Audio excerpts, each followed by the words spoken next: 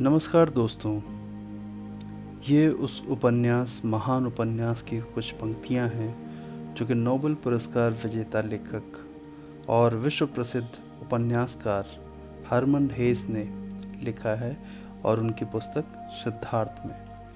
सिद्धार्थ हमारे महान गौतम बुद्ध के जीवन पर आधारित है। उन्हीं की कुछ पंक्तियाँ मैं आपको दोहराता हूँ। सिद्धार्थ को अपने भीतर असंतोष के बीज महसूस होने लगे थे।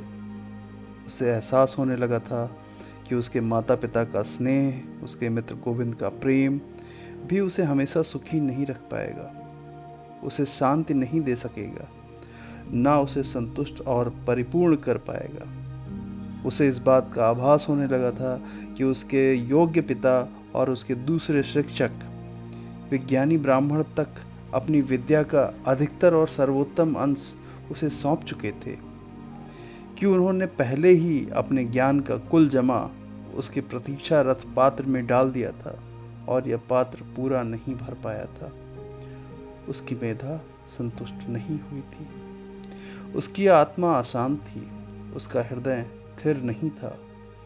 नहाने धोने के कर्मकांड अच्छे थे, पर उनमें केवल जल था, वे पाप नहीं धोते थे, संतप्त हृदय को राहत नहीं पहुंचाते थे। बलियां और देवताओं से निवेदन सर्वोत्तम थे, मगर क्या वे सब कुछ थे? क्या बलियां सुख का संचार करती थी? और देवताओं की क्या स्थिति थी? क्या सचमुच प्रजापति ने ही दुनिया बनाई थी?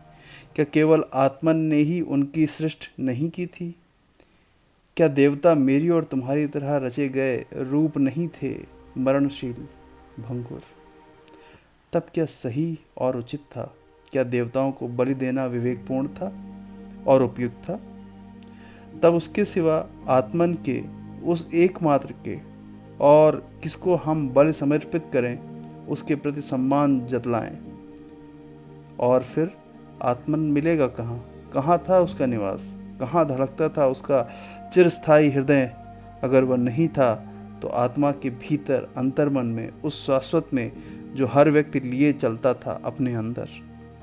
लेकिन यह आत्मरण कहाँ था आखिर? वह मांस और हड्डी नहीं था, वह विचार या चेतना नहीं था। यही सिखाया था ज्ञानी पुरुषों ने। तब कहाँ था वह? क्या कोई और रास्ता था जो खोजे जाने योग्य था, जिसमें स्व की ओर, आत्मन की ओर बढ़ा जा सकता था? कोई वह रास्ता नहीं दिखलाता था। किसी को उसकी जानकारी नहीं थी, ना उसके पिता को, ना गुरुओं को, ज्ञानी पुरुषों को, ना पवित्र भजनों को। ब्राह्मण और उनके पवित्र ग्रंथ सब कुछ जानते थे, सब। उन्होंने हर चीज को परखा था। संसार की सृष्टि, वाणी की उत्पत्ति, भोजन, श्वास प्रवास, इंद्रियों की व्यवस्था, देवताओं के कृत्य। उन्हें बेशुमार बातें मालूम थीं, लेकिन इन सब चीज़ों को जानना किसी का काम था क्या? अगर उन्हें वह महत्वपूर्ण चीज़ नहीं मालूम थी, वह एकमात्र महत्वपूर्ण चीज़। पवित्र ग्रंथों के अनेक श्लोक, सबसे अधिक सामवेद के उपनिषद इस समय अत्यंत अंतरंग चीज़ की चर्चा करते हैं। लिखा है, पूरा विश्व ही तुम्हारी आत्मा है।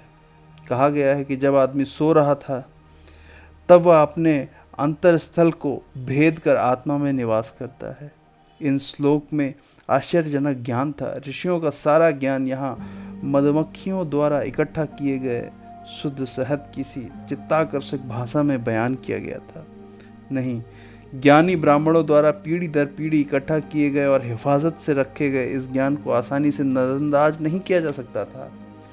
लेकिन कहाँ थे वे ब्राह्मण, वे पुरोहित, जो इस गहरी जानकारी, इस गहन पांडित्य को हासिल करने के लिए और संजोए में नहीं रखना चाहते थे, इसे अनुभव करने में भी सफल हुए थे?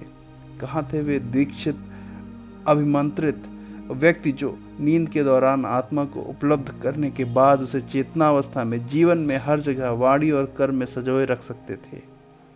सिद्धार्थ बहुत से योग्य ब्राह्मणों से परिचित था,